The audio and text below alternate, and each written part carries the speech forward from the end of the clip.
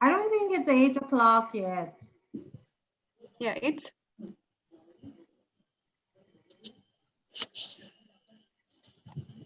We can start after 2 minutes immediately, Ritiba. Okay, sure.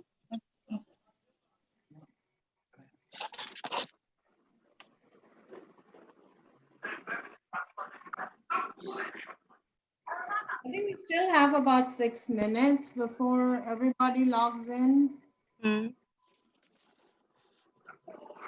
16 participants only.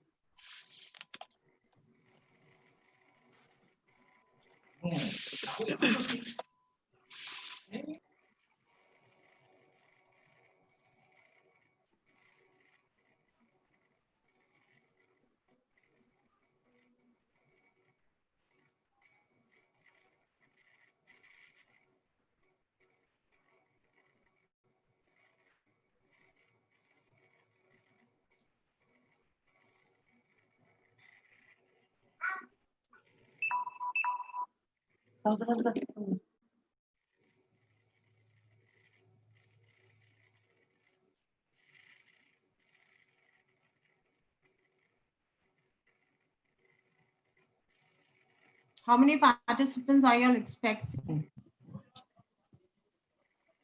Ma'am, it's 104 registered. So they will join shortly. They are trying to join.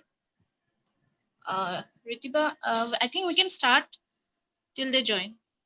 I think it's like about 5 more minutes left. So let's give them time. Okay, ma'am. Okay, ma'am. You know, sometimes people have. Ritimoni Bodle, kindly unmute yourself.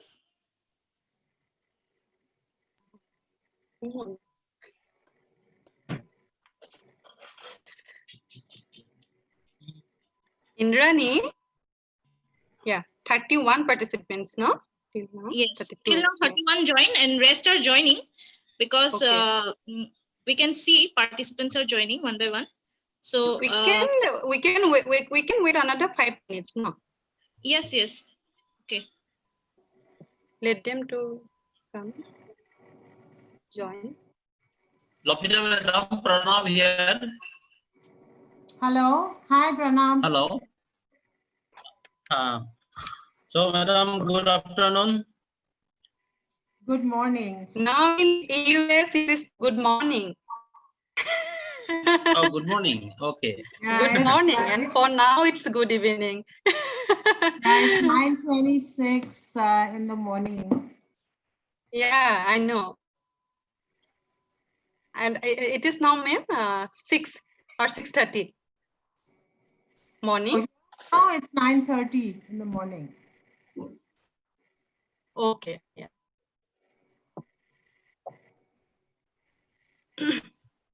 So, Madam, for your information, in the morning session, Professor R.C. Sharma of Dr. B.R. Ambedkar University, he presented basically different pedagogical things that to be considered emotional part and other some tools, how that tools can be integrated in online learning.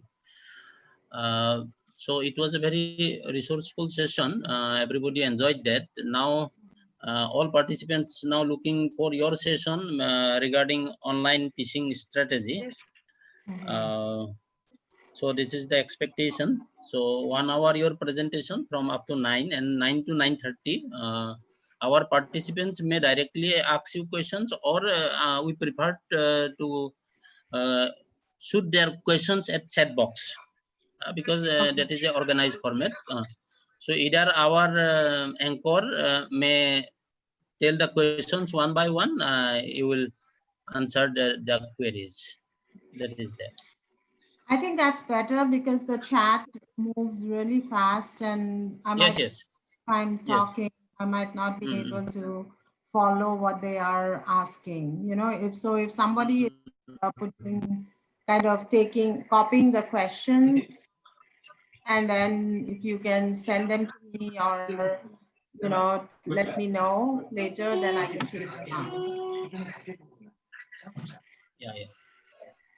Okay. So you, Okay. I have So shall I? about 45 minutes to an hour to present. Pardon? I have about 45 Yes, yes. to No, an hour. you can continue up to 1 hour. Then half an hour we'll discuss and we'll wind up by 9:30. Okay, sounds good. Participants are from Malaysia, from Bangladesh, from open universities across India.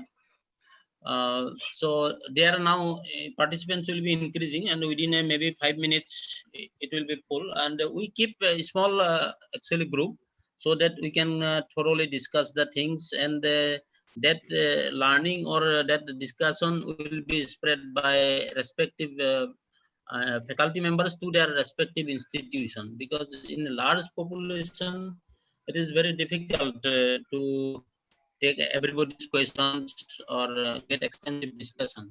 That is the purpose our vice chancellors are actually told us to go for a small population and the extensive discussion. So accordingly, we designed the program as such. 1 hour, our expert will be delivered, and after that, half an hour discussion.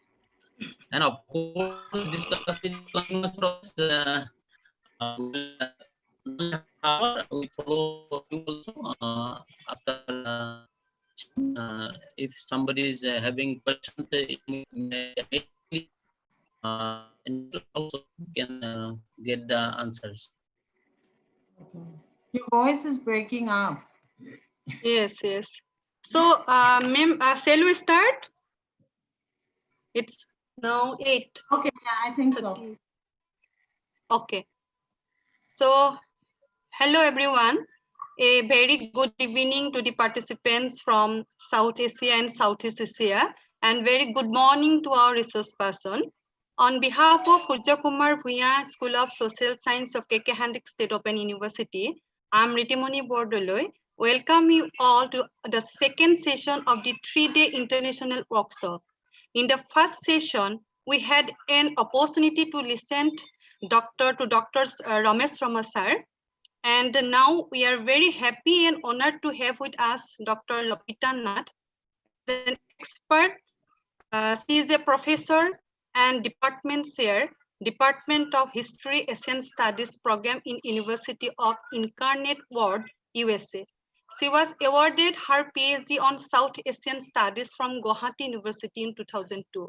Her area of interest is on South Asian history and politics, Asian and world history, migration studies, refugee studies, studies of human displacement, citizenship, security, and human rights. We are looking forward for an interesting presentation on designing effective instructional strategies for online learning. I would like to request our participants to kindly mute their mic and put their queries or questions, if any, in the chat box, which will be addressed by our speaker after this session. So now I would like to request the speaker to take this session. Over to you, ma'am.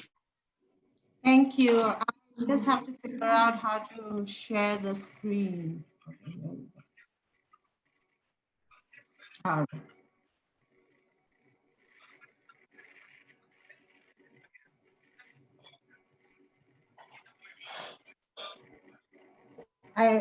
Can you see?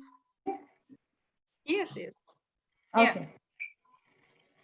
Good evening, everybody, and thank you so much to Mr. Dr. Pranab Saikia and KK Hendrick Open University, and also, of what Ritimoni Bordoloi just mentioned. I am really honored and privileged to be here this morning. It's good morning for me, by the way. So I would like to just go over the topic for the presentation today is designing effective instructional strategies for online learning. And I will just go back and talk a little bit of where I come from and a little bit about my university so that we can all, kind of locate ourselves and know, where I'm coming from at this moment. So as we talk about this, I know that one thing I always tell my colleagues across the world that, we have been united, at least with this pandemic, wherever we are, whether it's in San Antonio, Texas, or in Southeast Asia or South Asia, we are all united together. And I feel like this is the most intense form of globalization that we've had, because everybody was on lockdown and quarantine at the same time. So it also put a lot of pressure on us. And just to give you a background, I am Guwahati, Assam, and my family is in Guwahati, and I have grown up in Guwahati. I have got my education from Guwahati University. So I'm very much homegrown. And so I totally understand everything that's happening out there, and I'm in constant touch with my friends and colleagues from there.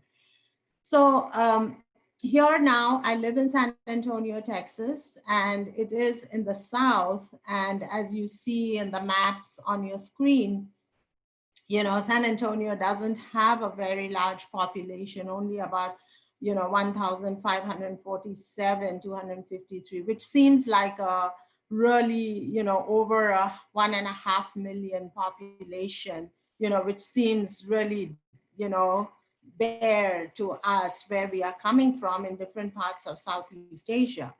San Antonio is a really beautiful city with, very strong history, a very strong cultural diversity and multiculturalism. There is a big Latino and Hispanic influence in San Antonio because it was a part of Mexico at one point of time. And so we have a very interesting mix of history, of, beauty, and it is a tourist city. So we have, in the picture, you see the picture of the Alamo, and then a very famous tourist spot, which is the Riverwalk, and then also the San Antonio skyline. So it is a mixture of a very small city, but also very spread out, which makes it really wonderful to, live in San Antonio. This is a picture of my university, and you see the background that I have is also the picture of my university. And we are a liberal public Catholic university. It is the largest private university in Texas. It has a mixture of different departments, starting with the department or the College of Humanities, Arts, and Social Sciences, to which I belong. And then we have a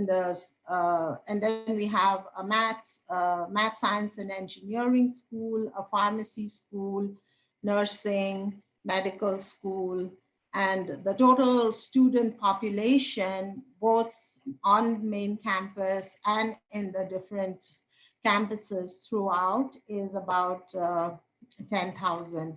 And we also have sister schools, sister city arrangements and sister school arrangements in almost, 10, 12 foreign countries, with South Korea, China, and we welcome Japan, Middle East, and we welcome students from almost over 66 countries. So at any given time, we have about 66 students from 66 countries here. So a big group of students from all over are here. So it is a very, diverse campus with a lot of opportunities and a lot of,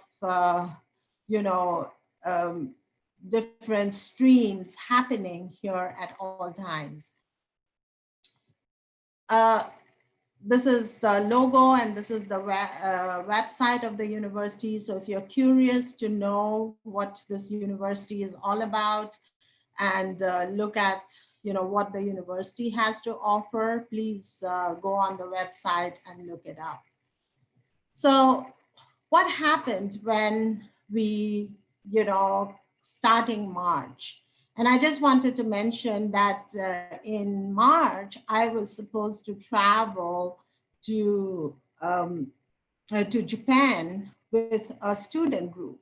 And it was late in February that we actually, came face to face with the really intense nature of this pandemic. And so we decided to cancel the trip, although the US state government was not giving us much information on what to do and where to go. But our university, I'm very proud of my university because when the pandemic was impending, pandemic was going to happen, our university kind of caught on to what was happening and decided early on that we needed to, kind of prepare for what is going to come. So, and just to give you an idea, I don't like to teach online. I never liked to teach online, so I was not very, very savvy with online teaching and online learning, although we do attend a lot of workshops, but I never wanted to teach online. I like to do the face-to-face interaction. I like to do, everything with the students on ground. So this was a big shocker. When we first heard what was going to happen, we were like, oh my gosh, now what are we going to do about this? So it became a big pressure to start prepping. And our university was also very, I would say they were very far-sighted in this decision that we needed to prepare the faculty to, kind of at least get ready for what's going to come, because nobody knew what was going to happen. And so we had a week off for spring break, and they gave us another week off to transition to online. So before spring break, which was before March 6th, we had a full-fledged, big training session, which was face-to-face, and I'm really thankful for that. So we went online, they transitioned every class online, they prepared us, we had to attend several workshops and several training sessions, just like this one, but it was more intense because it was really fast-paced and we didn't know why we were getting into all this. So we were very skeptical about our, ability to do this. So we started transitioning to online mode. And so all classes went online, and I'm really proud of our team. So they worked overnight, they didn't sleep at all. They were there for almost 24, 48 hours trying to transition hundreds and hundreds of classes online onto the online platform. So it wasn't just us, the whole university prepared to do this transition while training the faculty on Zoom, while training the faculty on how to design your courses, what to put in your courses, how to make it effective. So that was a big new push and pressure for us. So what we were given the choices of online mode of instruction, and what you see on the screen is that there were various modes that we could transition to. And one of this was, just do an online course, without any significant face-to-face elements.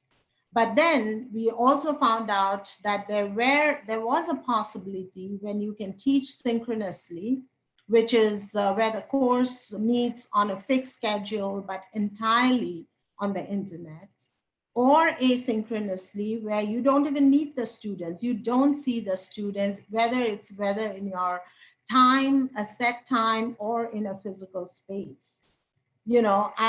there was also the possibility of doing a hybrid course where certain components were, but a hybrid course didn't work out in this instance because we were under complete lockdown.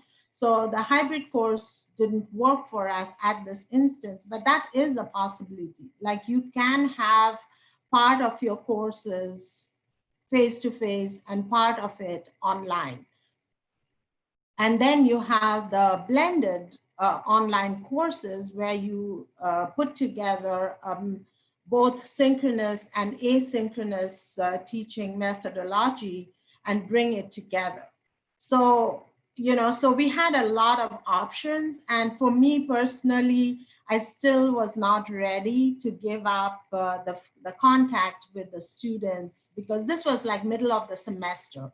So I already had my syllabus planned. I already had my classes and my activities planned.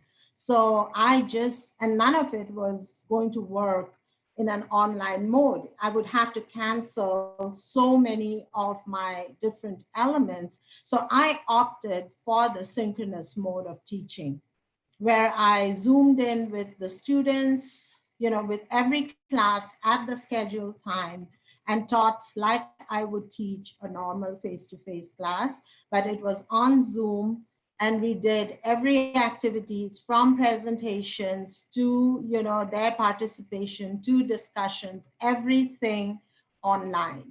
So it is possible. And I think I felt really comfortable with that mode because when I taught another class over the summer, I did a blended online class where part of it was synchronous and part of it was asynchronous.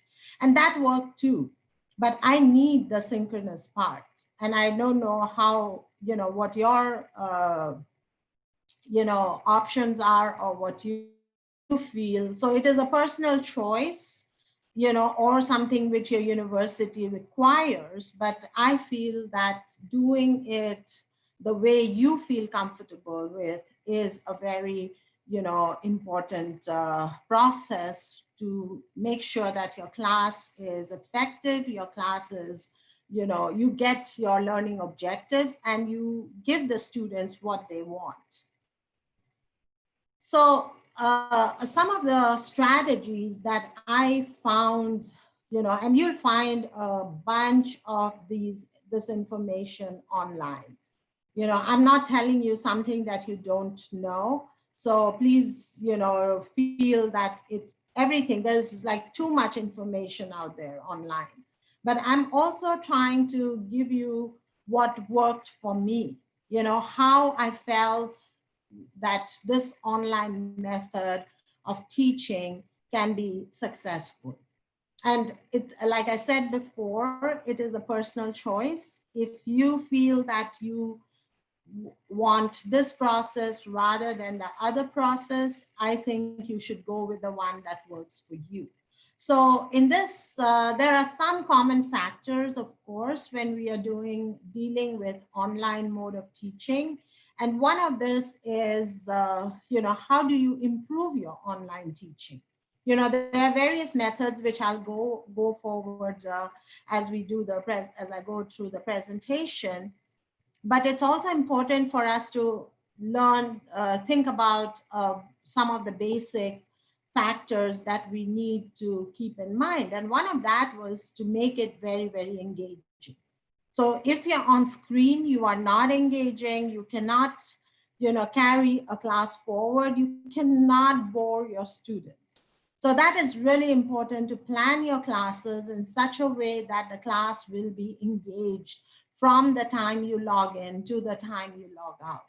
So it's very important. And even if you do an asynchronous class, that's very important to keep the students engaged. Also to create a very important supportive learning environment, so that you don't have too many distractions. And you have to set the rules ahead of time. So when you are putting together your course objectives and your syllabus, make sure that you put down what their class responsibilities are. So to create a very supportive learning environment. Also, make sure that you don't follow one mode of delivery. You know, there are so many different learning tools that you can use to make your class very engaging and to keep your students engaged and interested in the whole class. Because, you know, being on the internet, being on Zoom, and one of the features that I see on Zoom is that you can, you know, you can mute yourself, which is very required, of course.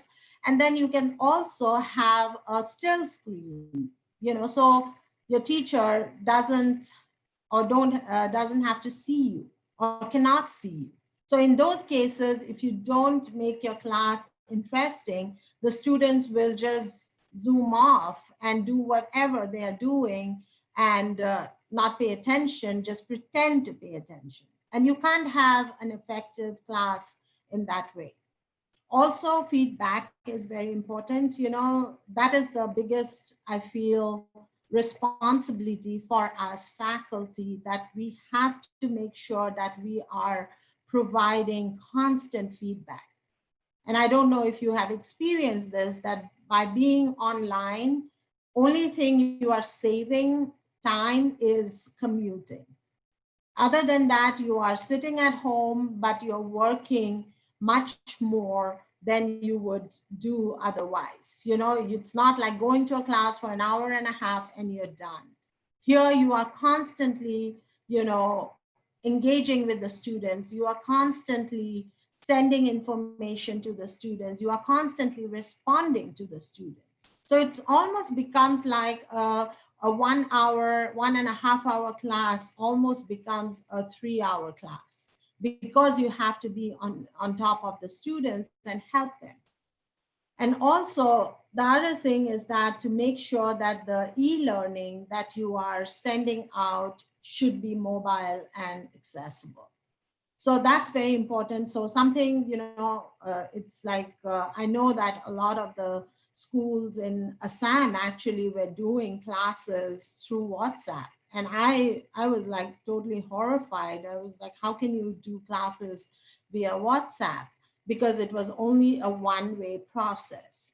But it was also important that they had some form of accessible information so that the students could you know, access it wherever and whatever device they have, because we do have to take into consideration the diversity of our students, both physical diversity, both cultural diversity, and also both, you know, also the economic diversity. So we do have students who might not have a functioning laptop, or who might not have a you know, what you call a good smartphone. And we've seen so many little memes coming out where the kids have not been able to do their work because they do not have a smartphone.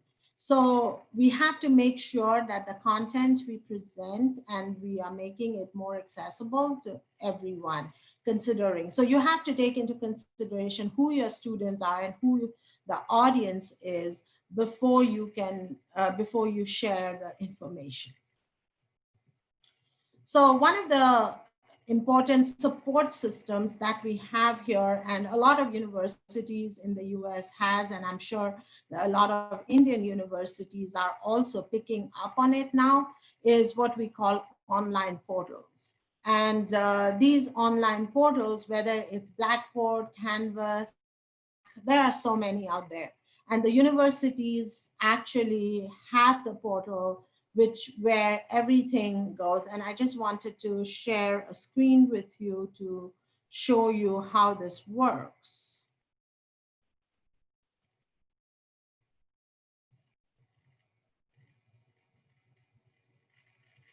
So here I am. The portal is Blackboard. As you can see, it's like we have our own, this is our website. So as you go into the website, you can pick up, you know, this is the website. So you can pick up on the main screen, you have what the faculty page, you can pick up what you want. Go into, click on Blackboard, and it takes you to this Blackboard site, where you have all the information. All your classes are listed on Blackboard, and this Blackboard is used for delivering information to your students.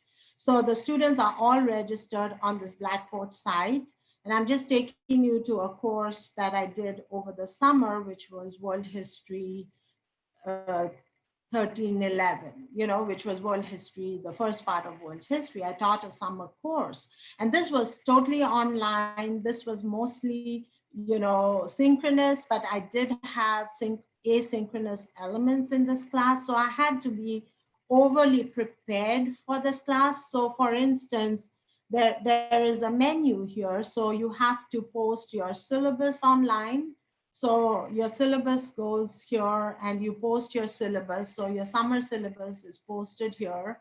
So everything that the students need to know about your syllabus is posted on this portal.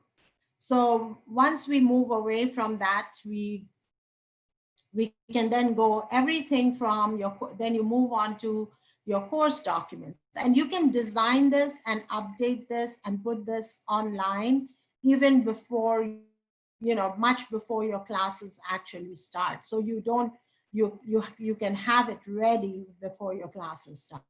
So we have what is called the course documents, and for the course documents, you can put all your lectures, all your PowerPoints, and because it was a synchronous and asynchronous class, I also had recorded PowerPoint lectures. So the same lecture, I would also record it. I would record on the PowerPoint, and it was, posted on the Blackboard page so that the students can listen to it on their time, on their own free time. And I'll tell you why in a while, that why they have to listen to it before they come to class. We also had there is this thing called units and modules. So you can create modules for your classes. So you have what you call a module system, where in this module system, what I would do is post videos. And so the students have to watch the videos before the class or after the class as it was due, and then answer questions. So they had to do a film reflection every week. So, and so this Blackboard page actually gives us a lot of support. You have everything from who the professor is, who the, what you can do. And then it has a lot of information here. Like you have a grade center where you can post the grades. You have course tools where you can, have different methods of using, like everything from announcements to blogs to discussion boards. Everything can be set up on the Blackboard page to facilitate online instruction. So this is a very, interesting and good process that we have, and which I'm very grateful for, because it allows me to put all the classes and the information on one area. So the students don't have to go hunting, and I don't have to send multiple emails. If I want to email the student, I can actually email them from Blackboard, and it goes to this one class. So what we have here is, and this is something which is, if the universities don't have it, I always recommend that the university should try and get this online portal. And I think they are starting to do so now, because this is the new normal. So one of the other issues, as I move away from the physical and what you call device element of teaching, I just wanted to mention about how, I'm just looking at the time. Okay, so it's very much important to go there and to see what this whole online teaching is all about. So again, one of the, I read an article in the Chronicle of Higher Education, which mentioned that a lot of the universities in the US are, rethinking their preparation for students as they come to the universities, because higher education in the US is very, very expensive. So they have to give everything to the students. And so in this aspect, we see that a very important part of this is that the courses are student-centered. It should be observable and actionable. So the universities are looking at how much are they prepared to receive the students, not that whether students are prepared for the university. So it's kind of changing now. The universities are all out there trying to help the students kind of get what they want. And then you have, courses that are what we see here, that how are the courses what is, as you prepare your courses, what are we focusing on? Whether they are observable and actionable, if like when the students are learning something, are they going to be able to use that information in the real world? Is it developmental and is it specific? That's also another important factor, that whether the students are going to get what they came from. Most important is also aligning your learning tasks and programs with your objectives. How do you prepare for your classes? What are the main factors? And I feel the most important is, will the students remember what I'm teaching them today? And I know as a faculty that, a student's attention span is 5 minutes. So they come to a class and they leave, and then 2 minutes outside the door, they forget everything. So the mode of instruction should be such that the students will retain what you have taught them, so that they can apply what they have learned in the real world. So those are some of the main issues or main learning outcomes that we should focus on as we are developing the course for the students. So as I'm moving on, so one of the main issues or main, strategies for designing a course is to follow these Bloom's taxonomy. And we use this as we plan our courses. As I develop my courses, I keep in mind these different points or steps on this pyramid. And as you see that these are on the right side, you have what does it mean? So the first two, the remember and understand, are the basic things that we expect the students to follow. And it is very important that, when we are teaching them, and if you are going to a class and lecturing, or you're, teaching them something, this is the basic things you want. You want them to be able to recall, you want them to be able to know the basic facts. You also expect them to understand the basic facts, so that they will be able to explain the ideas or concepts, or they will be able to memorize and duplicate and repeat what they have learned on their exam paper. So these are the two things that I'm speaking from experience. And I don't know, it's been a while since I have left the education field in India, but I feel like that was how I was taught. It was very important for me to do really well in my exams, to make sure that I passed my, the higher secondary exams, my BA exams, my MA exams with, good grades, made sure I had a first class. So that is what remembering and understanding was the most important part of this whole education. Go to a class lecture and say, okay, here is what I want you to know. and or you give them the students homework and ask them to, write, discuss, explain, identify. That is how we word the questions. So those two are the basics. But if you look at the green, apply and the analyze, that is what we want the students to do with the information that they get. So it's very important that the students should be able to apply the information, use information in new situations. They should be able to demonstrate. They should be able to interpret. They should be able to, implement or solve the problem. And so it is very important that the students should learn how to apply what they learned or what they read. The next green thing, which was also important, was to draw connection among the ideas. So students should be able to differentiate, to be organized, to relate, to compare, so those are words that we use, that how can a student analyze the information that they are getting in the first two, when they're reading, when they're describing.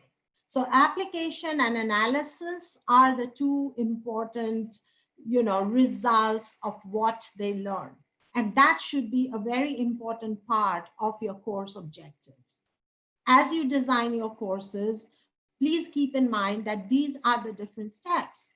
And then when we go to the yellow, which is the evaluate, the student should be able to use the word, use the information that they had, that they can use it to argue their position, to defend their position. If somebody asks them, what is, why are you studying history, or what was the purpose of, say, Alexander's invasion into, into India, I should be able to justify why Alexander invaded, or why we defeated Alexander, or what was the good behind it.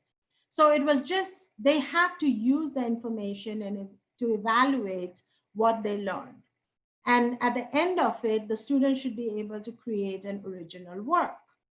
So, they have to be able to design something, they have to be able to construct something, they have to be able to write something, they have to know how to do research on their own on a different topic, so that they can use this, the information that they learned in the blue. So whatever the first information they learned should get up to where we call the end of the pyramid, or the tip of the pyramid. That is where you know that you're learning, or your course lecture, or your main, what you're teaching to the students is effective. So why do we use Bloom's taxonomy? And this is really important because first is when we are designing our online courses. This is a really important strategy. And I mentioned in the first lecture that it's very important for the students to understand, what they are learning, and for the teacher to also make sure that what they are teaching is going to have an effect. So objectives, which are the learning goals that we want our students to get, are very important to establish this, pedagogical interchange, so that both the students and the teachers understand what is the purpose of this, learning process. And it will help the students to clarify the objectives. Like why, once you have it spelled out and you write it down in the beginning of your class, like these are the objectives of my class, or you tell the students that these are the objectives of my class, the students will know why they are in the class and why they are doing the different, activities. The same thing is for the teacher. It is very important to plan and deliver the appropriate instruction. Why are you making them write a paper? Why are you making them do a certain activity in the class? This comes from your learning objectives. The same thing is to design a good assessment. How are you assessing, or why are you assessing the students on their writing? You know, why are you giving them a grade for discussing in class? Why are you giving them a grade for presentations? Or how much grade are you going to give them for the presentation or the discussion? So all of this is really important to, you know, ensure that whatever you are teaching them, how the way you are assessing them are aligned with your course objectives in the beginning. So when you make your syllabus, when you design a course, even though you might not need an official syllabus, because here what we have to do is that every class you have to design your own course syllabus. So we have a lot of freedom in designing how I want to teach my class. And I know that, you know, having taught in Cotton College and having been a student from Guwahati University and Cotton College, I know that we did not have that freedom. You know, we had to teach what the Guwahati University expected us to teach. And so a lot of the freedom for exploration was missing there. But here, as we see, this is not the case. You know, we are able to design these in many ways so that it is kind of helping us work towards this. So as we go through this Bloom's taxonomy, and you might you know, just take down the word, the term, and look it up. And I think it's very important to use this for your designing for your courses. Now, a very important method that a lot of universities in the US is using, which can be very effectively used in every university or every classroom, is what we call a flip learning. So this is a very effective instructional strategy, is a flipped learning, how to flip a classroom. So when you think about flipping a classroom, you know, a very important process here is to make sure that part of the work is done by the students before they come to class. So what happens in a traditional classroom or in a traditional mode of instruction? You know, you come to class, the students come to class, whether it's online or it's, you know, face-to-face. You deliver a lecture, you expect the students to understand and go away, and then study on their own and try to figure out on their own how they should answer the questions, what they should do. In a flipped classroom, that's opposite of what it happens, because the class meeting is used not for introducing concepts and disseminating material, but for, it's not what we call direct learning. What we call is like there is you know, it's a inverse relationship between the cognitive differences of a student's work and the student's access to support. But in a flipped learning, changing that. Students are doing what you see on the slide, is in which direct instruction moves from the group learning space to the individual learning space. So the students are doing a part of their work, as you see here, you know, they're reading their lectures, they're doing everything in their own individual space before they come to class, where the educator or the professor guides the students as they apply the concepts and engage creatively in the study subject matter. So it moves from, you know, one very basic tool in this will be what I will discuss later as active learning, and what are the different modes of active learning. But a good result of flipped learning, it keeps the students engaged, motivated, and responsible for their own learning. So they are studying at home, they are reading the lectures, they are listening to your recorded lectures. It's a lot of work for the faculty, but you know, you do what you have to do to keep the students engaged. So this is what, again, as I was talking about direct instruction versus active learning. So when you look at this, a lot of the direct instruction is a teaching technique where the information is taught in a very organized, sequenced manner by the teacher, for example, in a lecture or in a recorded lecture video. So you are giving it directly to the students. In a flip learning, this part of the direct instruction happens in the student's home, not in a classroom. As you know that when you lecture to the students, half of them are just looking outside the window because they are not, engaged. And this is a very different generation of students we are talking about. This is a generation of students that are stuck to their mobile phones. They are all the time, they want everything at the tip of their fingers. So they do not have time to sit down and take notes on on their writing pads or on their devices because it's too much. And so that, is a big fail there. But then when you get to the active learning part, this engages the student in the learning process. So when they come to class after understanding the information, you engage them in a discussion, guided discussions, think, pair, share, where you put them in groups and give them a question to think about it and then discuss it and share. Service learning, games and simulations. So these are all different methods of active learning that we have adopted here. So another important part that I am particularly,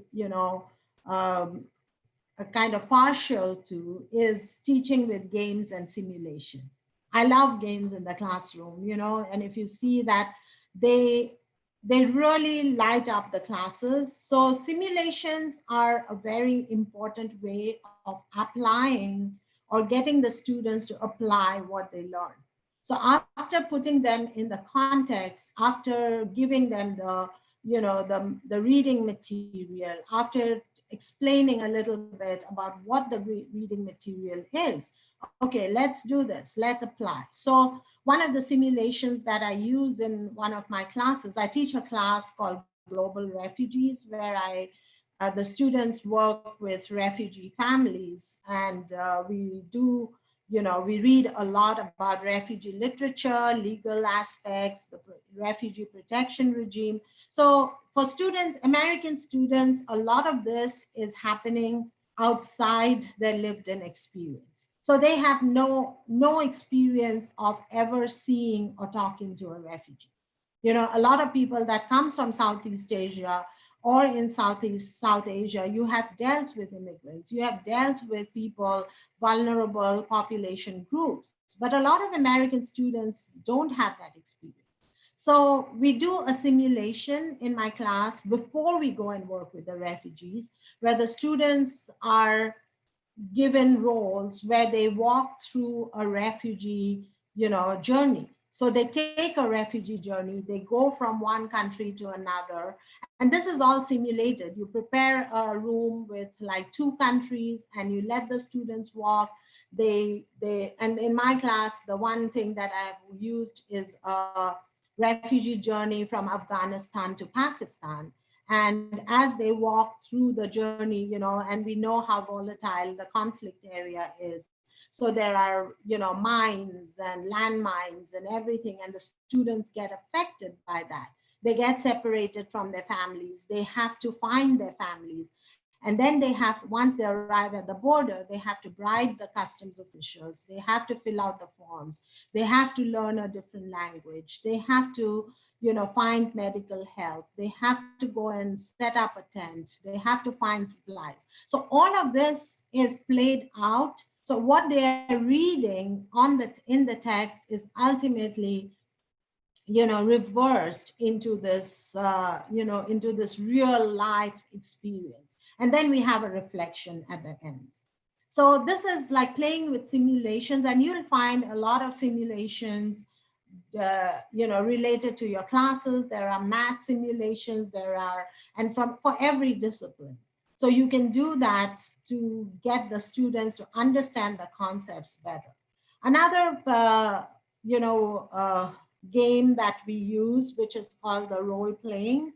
And I've used this with lots of success. I belong to this consortium called Reacting to the Past.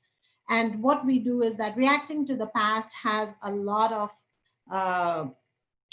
games that they have built around different events. And they are not all historical games. They are also non-historical games, like a game on climate change, a game on racism, a game on migration. So they have games on everything. They have games on the partition of India. So we play these different games, and the students are given roles to research on. So to play the game effectively, the student has to do the research. So for my class, if I teach a class on the history of India, I will play the game on the partition of India. So the students have roles like Gandhi or Nehru or Jinnah, or different members of the Congress or different members of the Muslim League. And they have the whole of India to decide what they want to do with India. There are roles of common people. There's the Nawab of Hyderabad. There is the Sikh leader, there, Tara Singh. So you have all these different roles that the students are given, and they have to work with each other to strategize. And if they don't know their way, and in the process, they are also reading a lot more. They're reading the Bhagavad Gita, they're reading the Quran, so that they can know more about the philosophy behind what the Hindu leaders or the Muslim leaders were doing. I wanted to share a video here that we have created for my university, and I don't know if it will work, but let's give it a shot. Is that okay? Pranab?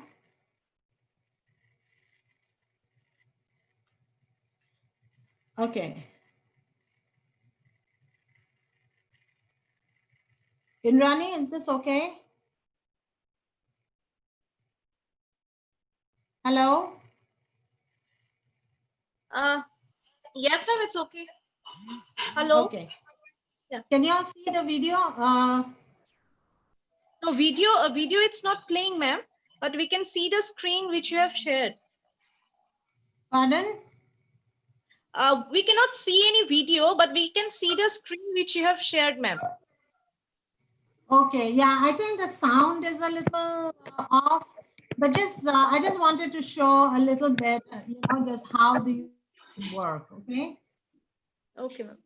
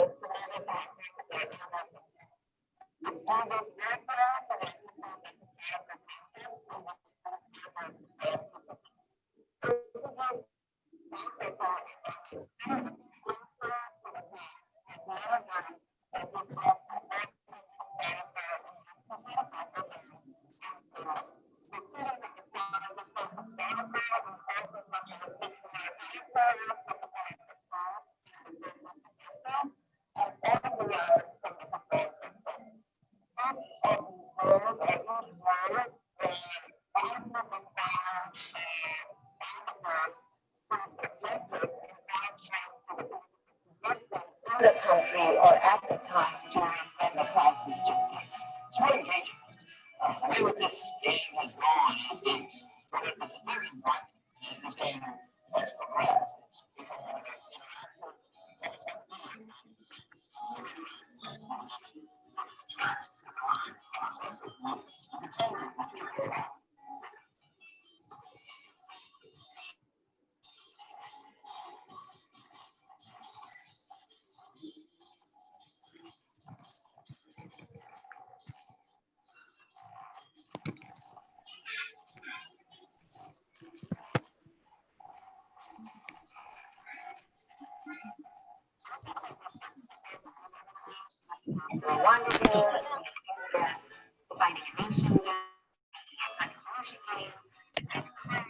Excuse me, the video is not visible.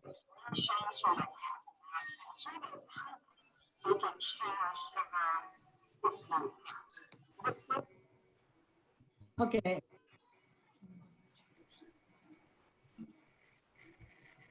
So what you saw on the Madam, screen, yes. Are we okay?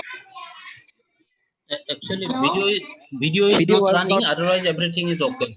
video was Okay, I also know not that. visible.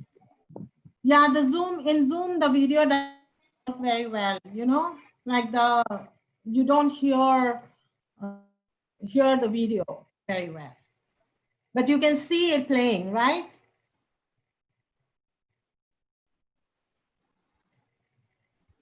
Hello? Yes, Yeah. ma'am. You can continue. You can continue, ma'am. Okay. So as you saw on the screen, this was a little video that we made from my department to promote reacting to the past. And the whole idea behind this, or what we were talking in the video, was that how the students have used the information that they have to pretty much change the way history happened. The students have roles, they argue. So the class is given to the students. So the students take control of the whole class, and you as a professor, you are just playing the role of what we call the game master. So you're sitting behind and observing the game and making sure that the game is going as per the plan. And the students argue, the students try and debate, and they use their different roles and the strengths of their roles or the weakness of other people's roles to try and make alliances so that the program, so the event in history is changed. So the students have a lot of fun doing it, but at the same time, the feedback that we get is that they have learned so much more than they would have learned otherwise. Like if I teach them about the history of partition, it might be like 3 classes, and the students will like sit there and not, they will nod their heads, and they will not they might not remember anything. So they might just remember maybe Gandhi's name because he's famous, but other than that, they won't. So we have different roles where different concepts and philosophical ideas are taught to the students, and where the students learn these, but through the action of games. So games and simulations are a very easy way, and I've played these games online where you have supporting. So since we are not meeting in a classroom setting, we use the online screen, the Zoom screen, and the discussion board very effectively to do this.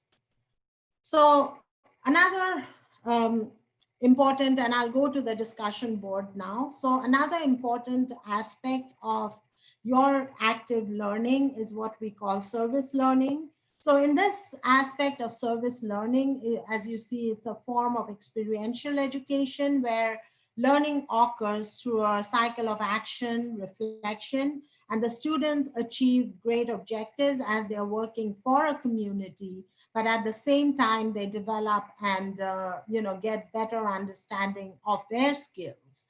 So this is really important for every college graduate.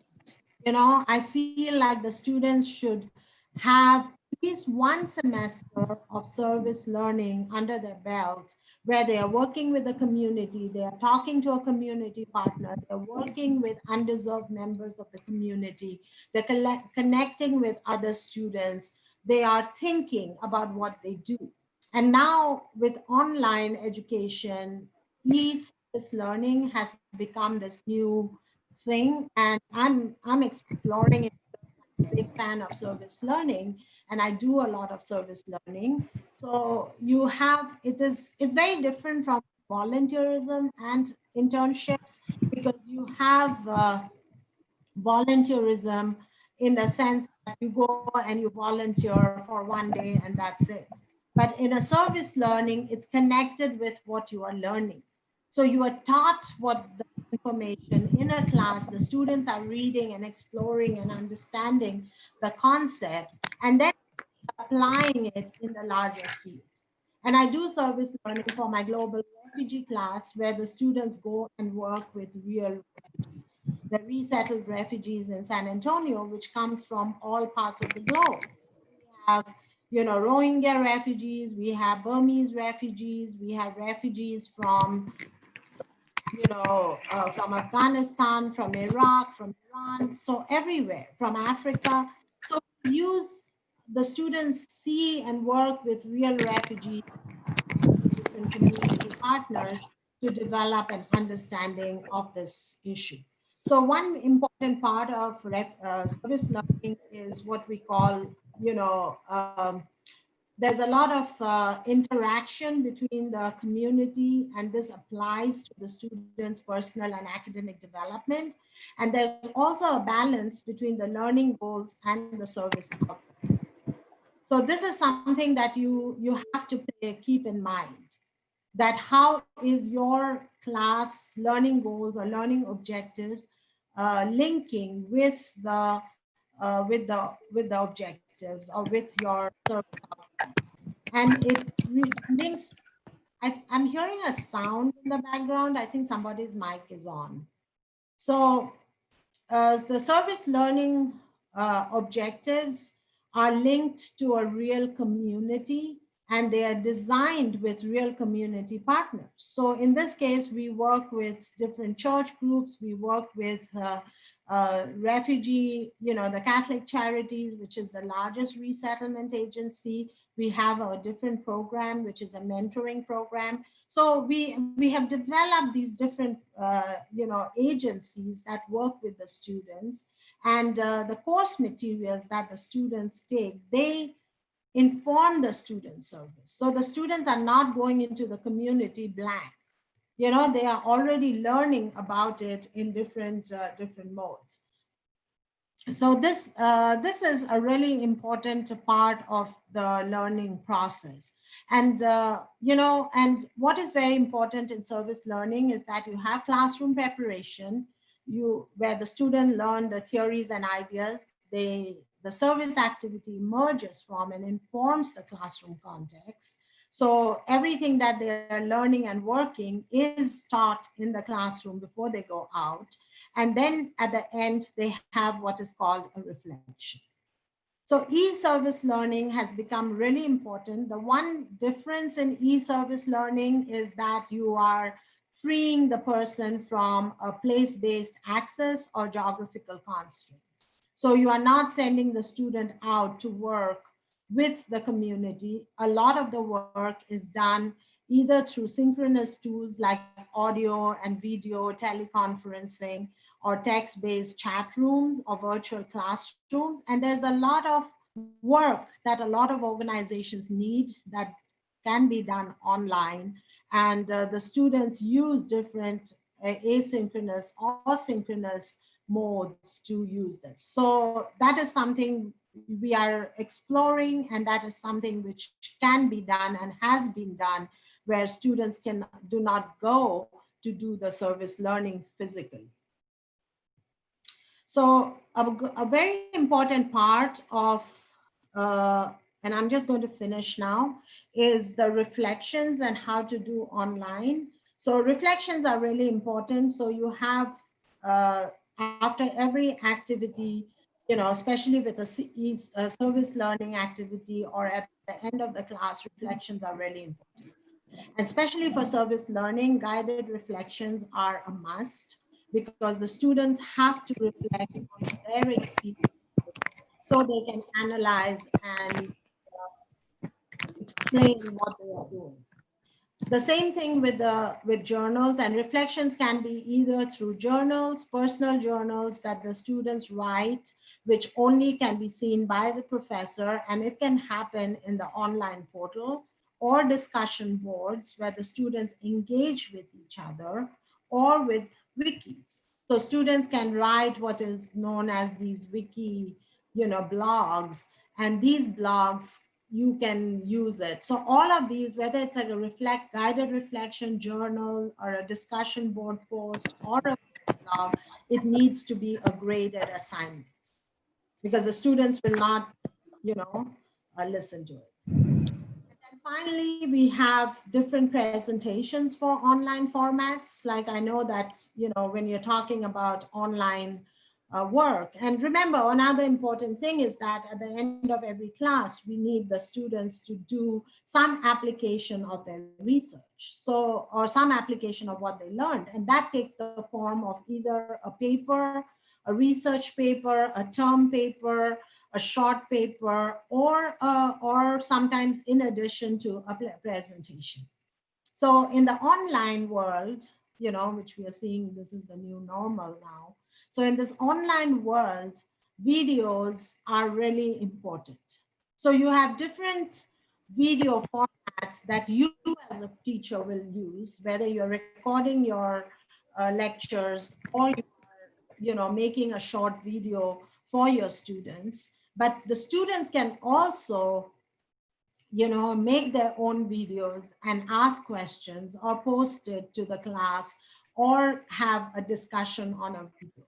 So the students will learn and use videos, and you know, now with YouTube and TikTok and everything, our kids are very, very experienced in making videos. And then you have slideshows, you know, you can do PowerPoints, you can do recorded PowerPoints, YouTube PowerPoint videos. So there are so many options, but yeah, the students can do a slideshow presentation, or even they can do a physical presentation like we are doing now on an online portal like Zoom or, you know, Cisco or something. And Microsoft Teams is becoming very popular, share screens with the presentation that they have prepared. And to do the presentation, you have to guide the students on every aspect of the presentation, starting from how to create the presentations, how much text is important and how much, you know, not to use text, how much to, you know, kind of cosmetically aesthetize the presentation to make it aesthetically, you know, appealing to the public, and also to how they are speaking. Very important, you know, whether you are reading from the screen or whether you are speaking extempore, those things are really, really important. So please, you know, pay attention to all this. And I think these are some of the challenges that we had. We used these challenges, we coped with these challenges, and we have, you know, kind of, we are still working on it. You know, it's a learning process, and you know, we are learning from it every day. So this is the new normal, and I think everybody is frantically looking for options, how to do this better. And we are working on it, you know, all the time. Like now I have to sit down and finish my classes because I have to have all my classes ready before the classes start on August 24th. So it has to be well prepared, and even my PowerPoints have to be recorded if I do PowerPoints. So everything has to be planned out very effectively so that I, you know, I don't have problems at the end, or I'm not scrambling. Stop here for now, and if y'all have any questions, I can take it.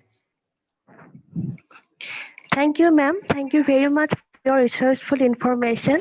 We have learned a lot about online learning. You have given lots of information to us, and I think it is very much helpful for us and for all the teachers of colleges and universities. You have given lots of information about the online portal like Blackboard and the different strategies that can be taken by the teachers during taking the online process. So thank you very much, ma'am, for your information, and I think the participants are very much beneficial by your words. If the participant have any question, they can drop it in the chat box.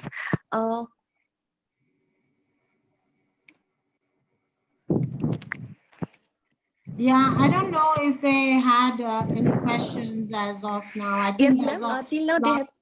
Yeah. I think they have. Till now they have not brought any question. You have very nicely presented all the things that there's nothing to ask, ma'am. Yes, sir. Yes, sir. Archana? Yes, sir. I'm listening. Because presentation. Presentation was yes. way presented. Actually, our participants have forgot to type the questions. Yeah, but, Yes. but they definitely ask questions directly. So you invite questions directly. Okay. Yes, madam. Hello, madam. Yes, hello, madam. Yeah, hello, madam. Yes. I have a question. I have a question for Lopita, madam. I rather have two questions for Lopita, madam. First of all, I would like to congratulate madam that the presentation was more than wonderful. It was a repository of huge knowledge and information for the faculty. For the faculties and for the teachers. I am an assistant professor in sociology from Netaji Subhash Open University, and we go on conducting online classes. So I think we require this kind of information in order to take our classes. Madam, I honestly ask you two questions which have come into my mind. The first is, madam, if you could elaborate us on the difference between the blended form of learning and hybrid learning. I mean, both of them, are they using both synchronous and asynchronous learning? And how is the difference being underlined? That is number one. And madam, number two, as you say that now that the attention span of the students being very low, we usually try to give them or engage them into active learning more than giving them just direct instructional learning. Madam, do you think like just changing the mode of transmission from direct to active learning will solve the problem, or do we does it have anything to do with orienting the children in the right way so that their attention spans can be increased? Because madam, if we are moving into core areas, as you said, you belong to humanities and social sciences, we require deep diving and we require core presentation aspects where just simulations and videos might help us, but madam, prolonged and very core teaching experiences and teaching lectures are more in need. So, madam, what do you think?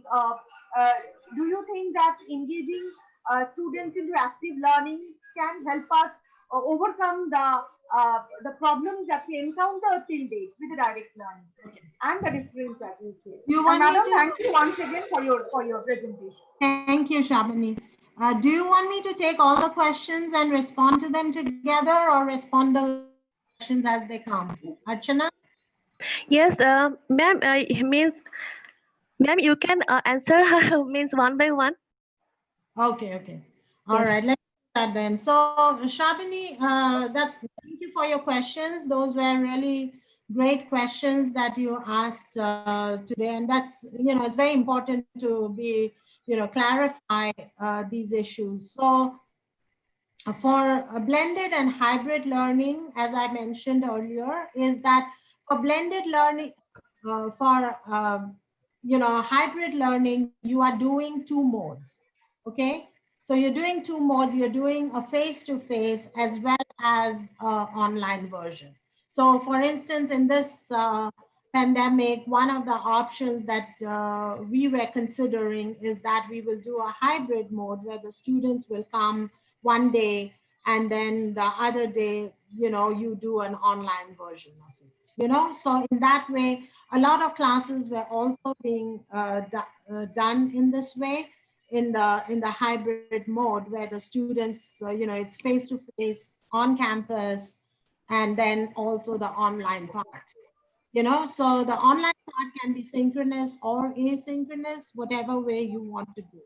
But mostly a lot of faculty do the online, since they're meeting the students once, so they're doing online. Now, for the blended learning, it is online, but you it synchronous and asynchronous.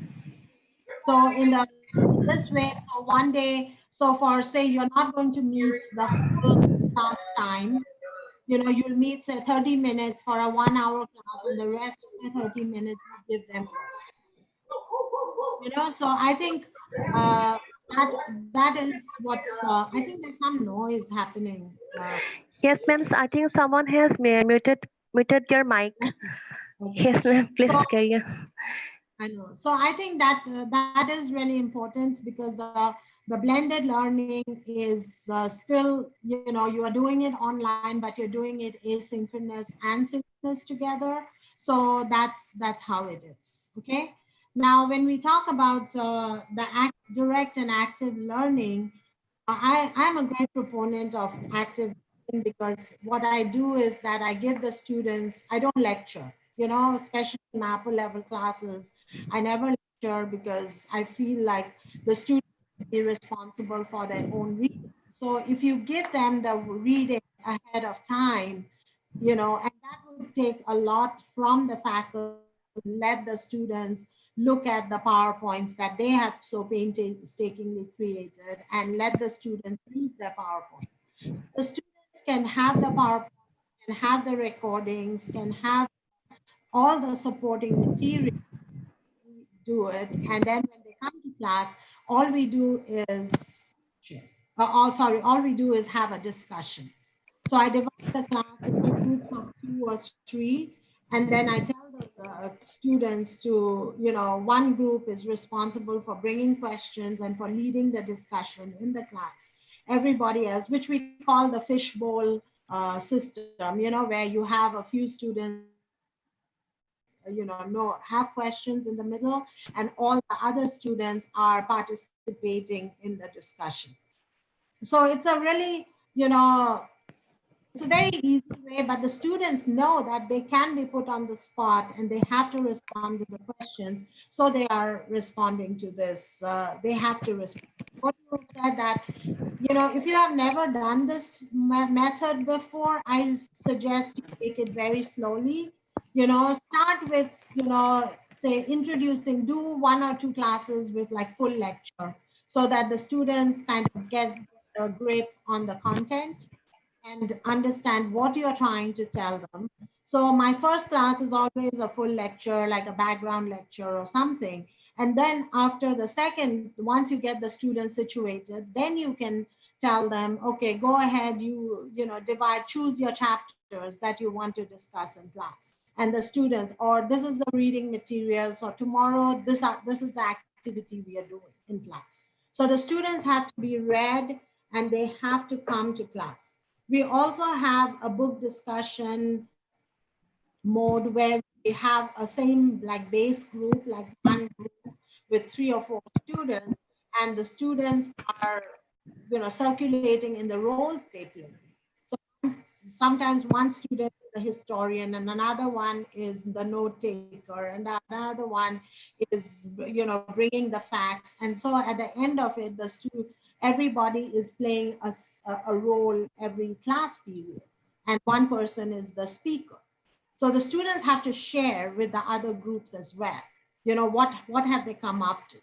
So sometimes it helps because there are some students who are very shy and they cannot talk. So this being in a small group system actually helps the students understand what they are trying to do. You know, so I think to take it slow. If you have never done it and the students are not used to it, they expect you to come and lecture, you know, take it very, very slow, but start introducing discussion because it's very important for the students to have the ability to think, you know, on their own. Because if you're lecturing to them, they're not thinking. So it's very important for them to think. And I think the way we can do this is to enable them to think by putting them on the spot and asking them to be discussed, you know, be a discussant. Did I answer your question? Thank you. Yes, Yes, madam. ma'am. Thank you so much, madam. Madam, I will be in touch with you. Such wonderful contributions from your side. Thank you, Thank madam. you. Thank you, ma'am. Ma'am, there is another question from Sangeeta Bhagavati. She wants to know some more technique from you regarding the primary school students' online learning. And secondly, she also wants to know about the different any tools for conducting skill-based training online. Skill-based training online. Yes, ma'am. Uh, can you get the answer question? Okay. Thank you, Sangeeta, for your question. You know, I didn't intend this presentation to be about primary or K through 12 Yes, ma'am. students. You know, this, I thought since this was a Center for Higher Education, I mainly targeted it for universities Yes, and ma'am. colleges. Yes. You know, so I apologize for that. But, you know, and I know that this is the hardest. I think Yes, teaching yes, ma'am. school students online is really, you know how people do it. But what I would suggest is that since I have a lot of faculty and lot of students who have little kids, I learned a lot about how they were doing this. And we deal with the similar issues where you have to keep the students engaged, but at the same time, you know, little kids don't have any attention span at all. Talking about grown-up kids. So what I would suggest is to, you know, zoom in for like little, like say 10 to 15 minutes, you know, and then give them work. So it's going to be a total blended thing where the students are like, okay, I will see you in about 30 minutes. Do your work and let's come back, you know? So doing it out, like I heard that one primary school student here has to log in at least 4 to 5 times during the day because you know the teacher talks to them, gives them the work, and then you know they do the work, come back, they log in again, they go for lunch, come back again. So that's how you space it out with primary school students. They're Thank you, little kids. madam. Yes, And ma'am. then tools for conducting Yes, skill-based yes. being online. And, you know, I think we do that in the same way that I talked about e-service learning. You know, it is the same mode where you actually have to give them the information, you know, so you are totally dependent on videos and recorded lectures and discussion boards and demonstrations. So you have to have like a lot of demonstrations, and the students are have to learn a lot by themselves.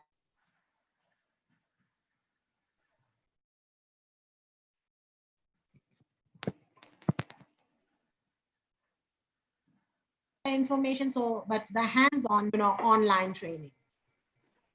Thank you, ma'am.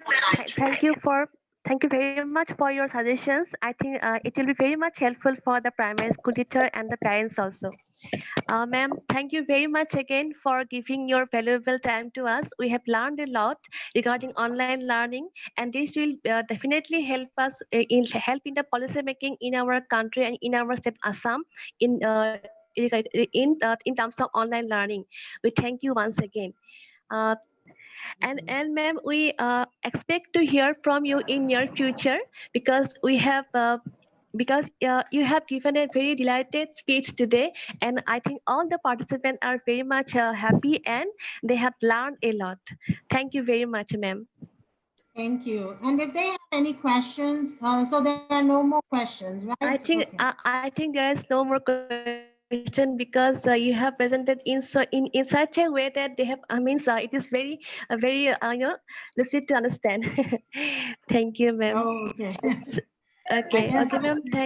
that's a trick I have to learn, right? To make sure that I'm Yes, ma'am. in so much details that the that the audience doesn't have questions. Yes, ma'am. Yes, ma'am. Yes, Okay. thank you so much for, you know, giving me the pleasure of doing this. And if the participants have any questions, they can contact Dr. Saikia, and Dr. Saikia has my information. Yes. So he Yes, can ma'am. Yes, ma'am. And we are also happy to know about your city and the university, ma'am. We have learned a lot about it. Largest university in Texas. Thank you, ma'am. And have a good day, ma'am. And good night to all the participants. And thank you to all.